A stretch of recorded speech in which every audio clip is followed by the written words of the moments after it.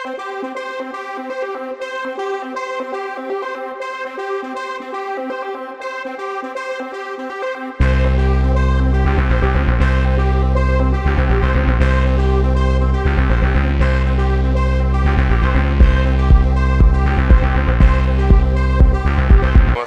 comme d'hab, à Épinal, de toute façon, voilà, on sait comment c'est l'ambiance avant tout, c'est les jeux, c'est le tournoi, c'est le délire, c'est des équipes qu'on connaît, donc c'est des amis quoi.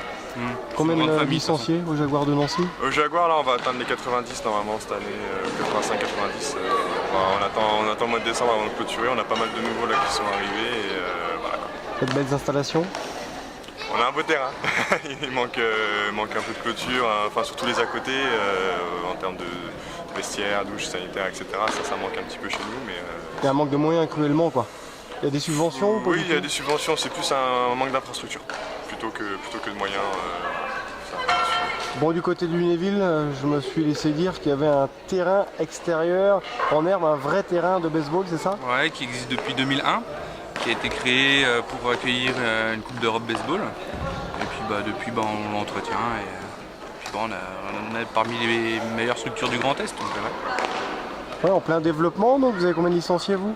Là on a vu qu'on a ouvert les catégories moins de 6 ans, moins de 9 ans, puis qu'on structure un peu plus et qu'on commence à faire des résultats au niveau national, là on monte à 110, 115 licenciés.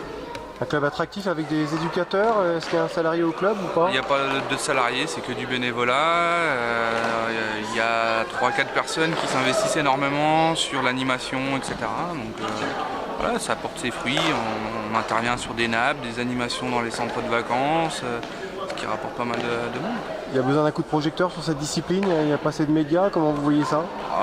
Médias, ça commence à venir petit à petit, il y a de plus en plus de vidéos sur YouTube, il y a de plus en plus d'événements qui sont reflétés. Bon, Facebook joue beaucoup, il y a beIN Sport qui fait beaucoup parler grâce à la MLB de temps en temps, il y a un match ou deux par semaine.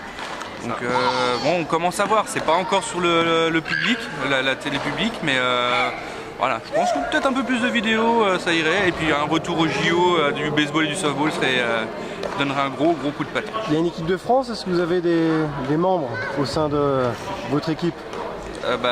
Lunéville, on a une fille qui est en sport-études, donc à Boulouris, en softball.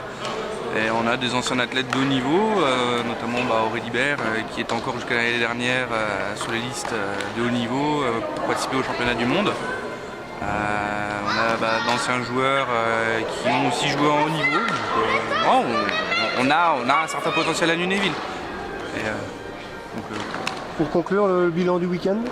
Positif. Le tournoi d'Épinal, ça se passe toujours bien de toute façon. Puis courbature aussi. Ouais. Résultat mitigé? Ah, pour nous oui. Mais là on joue justement pour pas finir dernier, donc on va tout donner pour ce dernier match et puis rentrer à la maison sereine. Bon, Lunéville on est premier, rassurez-moi. Là on est premier, mais après on a une malédiction. Quand on gagne tous les matchs avant, en général on perd la finale. Donc c'est pas bon. Vaut mieux tout perdre avant et gagner la finale, c'est mieux. Voilà.